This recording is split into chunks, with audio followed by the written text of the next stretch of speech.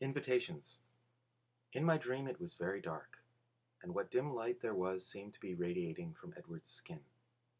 I couldn't see his face, just his back, as he walked away from me, leaving me in the blackness. No matter how fast I ran, I couldn't catch up to him. No matter how loud I called, he never turned. Troubled, I woke in the middle of the night and couldn't sleep again for what seemed like a very long time. After that, he was in my dreams nearly every night, but always on the periphery, never within reach. The month that followed the accident was uneasy, tense, and at first, embarrassing. To my dismay, I found myself the center of attention for the rest of that week. Tyler Crowley was impossible, following me around, obsessed with making amends to me somehow. I tried to convince him what I wanted more than anything was for him to forget all about it, especially since nothing had actually happened to me, but he remained insistent. He followed me between classes and sat at our now crowded lunch table. Mike and Eric were even less friendly toward him than they were toward each other, which made me worry that I'd gained another unwelcome fan. No one seemed concerned about Edward, though I explained over and over that he was the hero, how he had pulled me out of the way and had nearly been crushed, too. I tried to be convincing. Jessica, Mike, Eric, and everyone else always commented that they hadn't even seen him there till the van was pulled away. I wondered to myself why no one else had seen him standing so far away before he was suddenly, impossibly, saving my life. With chagrin, I realized the probable cause. No one else was as aware of Edward as I always was. No one else watched him the way I did. How pitiful. Edward was never surrounded by crowds of curious bystanders eager for his first-hand account. People avoided him, as usual. The Cullens and the Hales sat at the same table as always, not eating, talking only amongst themselves. None of them, especially Edward, glanced my way any more. When he sat next to me in class, as far from me as the table would allow, he seemed totally unaware of my presence. Only now and then, when his fists would suddenly ball up, skin stretched even whiter over the bones, did I wonder if he wasn't quite as oblivious as he appeared. He wished he hadn't pulled me from the path of Tyler's van. There was no other conclusion I could come to. I wanted very much to talk to him, and the day after the accident I tried. The last time I'd seen him, outside the ER, we'd both been so furious. I still angry that he wouldn't trust me with the truth, even though I was keeping my part of the bargain flawlessly. But he had in fact saved my life, no matter how he'd done it. And overnight the heat of my anger faded into awed gratitude. He was already seated when I got to biology, looking straight ahead. I sat down, expecting him to turn toward me. He showed no sign that he realized I was there. "Hello, Edward," I said pleasantly, to show him I was going to behave myself. He turned his head a fraction toward me, without meeting my gaze, nodded once, and then looked the other way. And that was the last contact I'd had with him. Though he was there, a foot away from me every day, I watched him sometimes, unable to stop myself, from a distance, though in the cafeteria or parking lot. I watched as his golden eyes grew perceptibly darker day by day, but in class I gave no more notice that he existed than he showed toward me. I was miserable, and the dreams continued.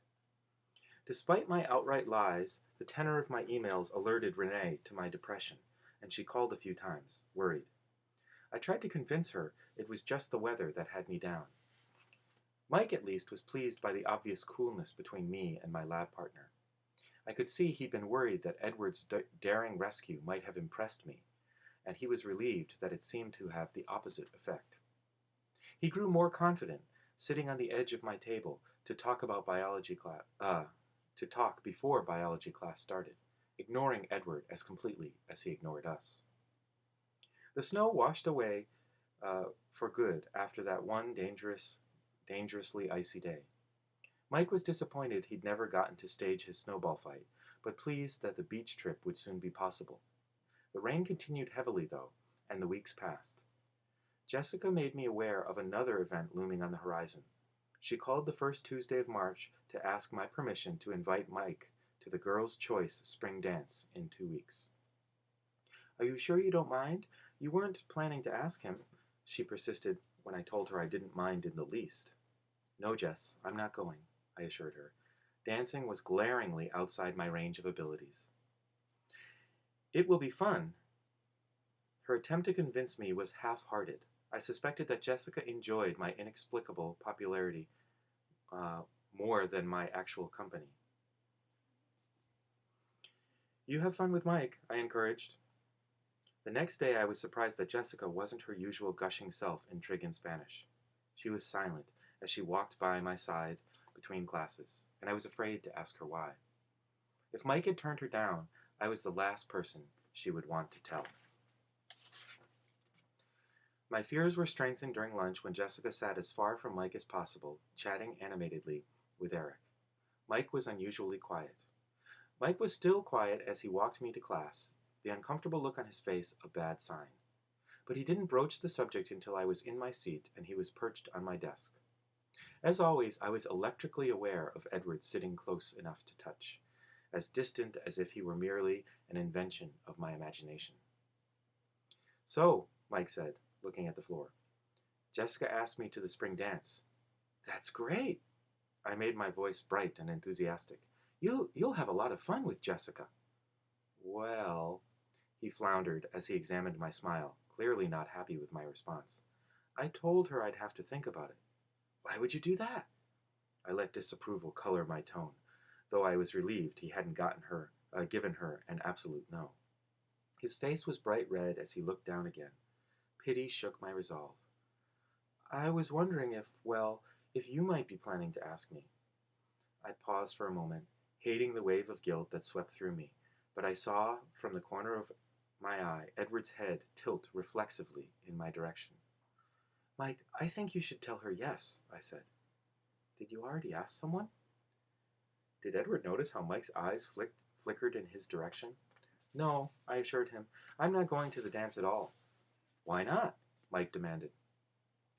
I didn't want to get into the safety hazard that dancing prevented, so I quickly made new plans.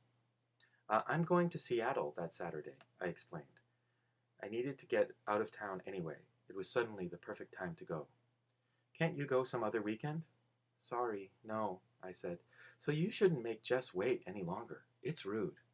Yeah, you're right, he mumbled and turned, dejected, to walk back to his seat. I closed my eyes and pressed my fingers to my temples, trying to push the guilt and sympathy out of my head. Mr. Banner began talking. I sighed and opened my eyes, and Edward was staring at me curiously, that same familiar edge of frustration even more distinct now in his black eyes. I stared back, surprised, expecting him to look quickly away, but instead he continued to gaze with probing intensity into my eyes. There was no question of me looking away. His hands started to shake. Mr. Cullen? The teacher called, seeking the answer to a question that I hadn't heard. The Krebs cycle, Edward answered, seeming reluctant as he turned to look at Mr. Banner. I looked down at my book, and as soon as his eyes released me, trying to find my place. Cowardly as ever, I shifted my hair over my right shoulder to hide my face. I couldn't believe the rush of emotion pulsing through me. Just because he'd happened to look at me for the first time in a half a dozen weeks, I couldn't allow him to have this level of influence over me. It was pathetic. More than pathetic, it was unhealthy. I tried very hard not to be aware of him for the rest of the hour, and since that was impossible, at least not to let him know that I was aware of him, when the bell rang at last, I turned my back to him to gather my things, expecting him to leave immediately, as usual. Bella. His voice shouldn't have been so familiar to me, as if I'd known the sound of it all my life, rather than for just a few short weeks.